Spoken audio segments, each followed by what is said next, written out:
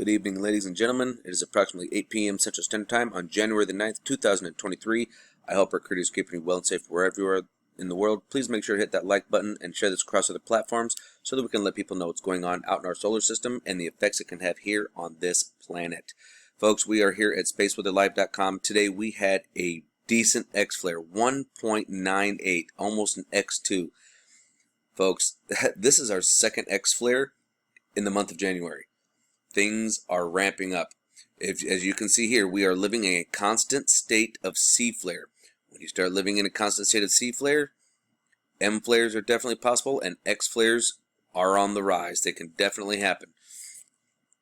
And then we just recently had an M5.15 just a few hours ago. Actually, less than a few hours. That's about an hour ago. Almost 2 hours ago. So, yeah, things are definitely starting to heat up. We're going to jump over here over to spaceweatherpredictioncenter.noaa.gov, and we are actually taking a look at our highest frequency affected decibels absorbed of X-ray radiation. Okay, this is the kill shot right here. This whole area. Texas, yep, we were in it. Oklahoma, a little bit. So this is a large area that when it did happen, and it happened at approximately 1850 UTC time, so Central Time.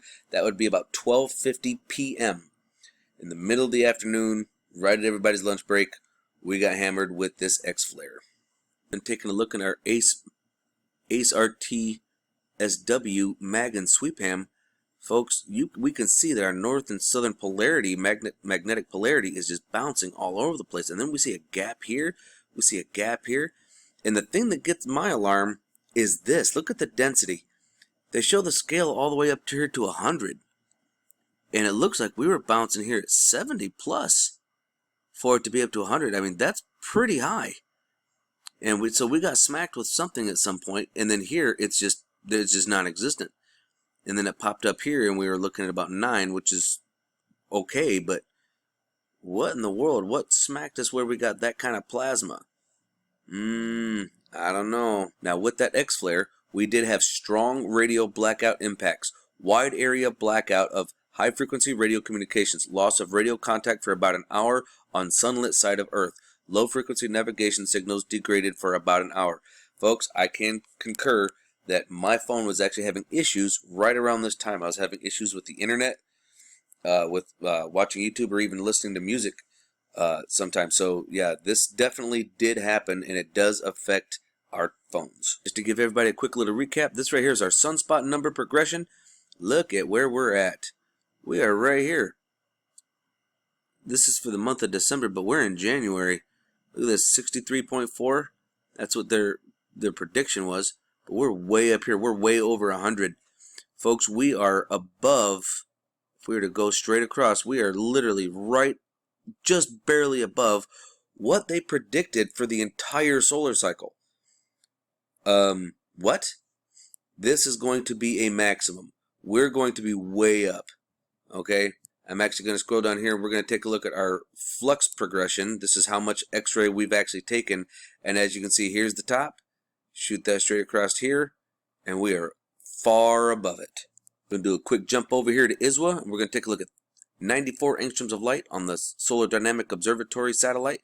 We're going to start right at the point of our eruption. Now, something that I did notice is that we had an eruption here on the western limb of the sun, and then we had our X-flare. And this bugger up here is sounding off too. Watch this. Watch the right side. See that eruption going away from us? Now, we had a little bit here coming off at us, but then we have our X-flare. Bam! Right there. So we had our eruption here, and it affected this side and gave us an X-flare. Look at all of this light and the chatter. But the other thing I noticed, we got this one sounding off, and what is this? Look at that. We got a little guy zooming by. Huh. Do you think maybe this guy could have caused the X-flare? And he's zip, taking off, getting out of the firing range? I don't know. That's pretty interesting, though. I'm just saying. Now, as we continue on, we can continue to see more flares and eruptions going on. that top side, I mean, this right here, we had an eruption here. This right here was our M flare, was right here. And it was Earth facing. So the M flare, I'm saying, comes from here, but yet you see a large pop here. So this was our M flare, but this was being hidden by it. I don't know. That's kind of interesting. Do you think maybe that guy that kind of scooted on by with the X flare maybe caused this flare as well? I don't know. Many questions. Many questions.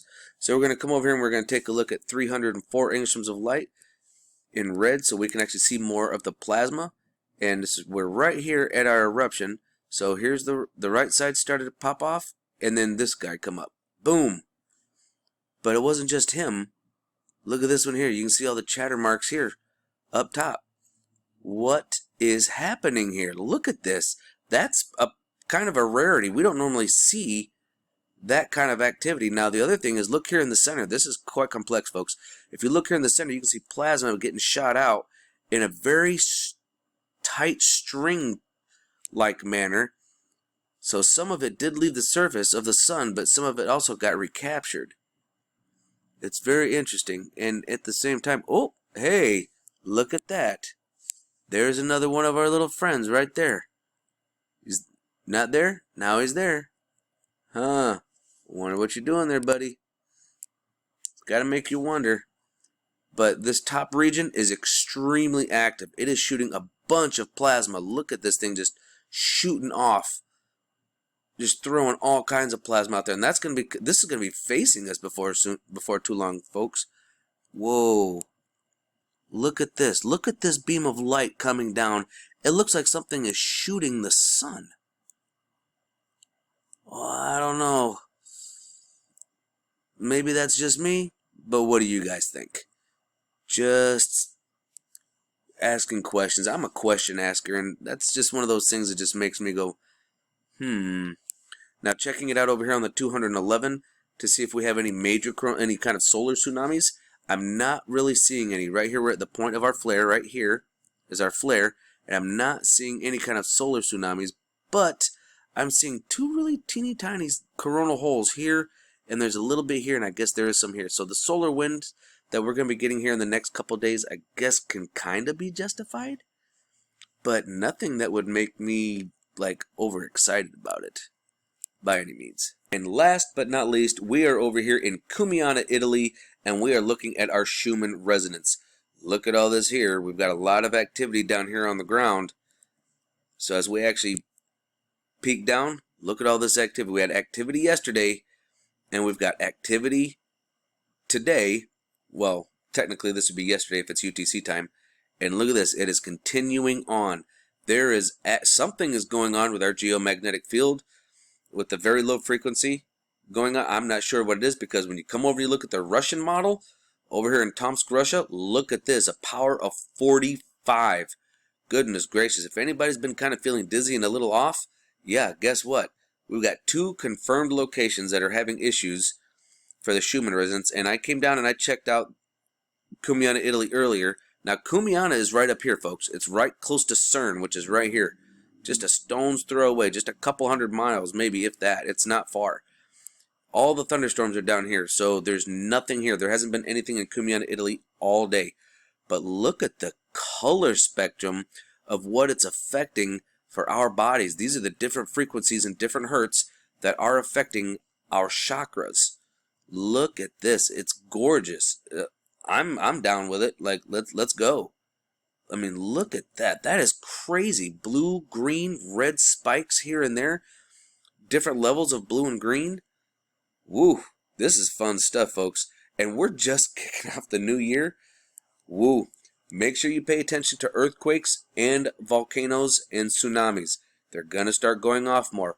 Please make sure you follow a gentleman that I follow at ETN News. That's E as in elephant, T as in Tom, N as in negative, and then news. He does a fantastic job of earthquakes and tsunamis and predicting where they're going to go, so please make sure you give him a follow. And as always, keep your eyes open, no fear, and remember that love is the only way forward. Solo out.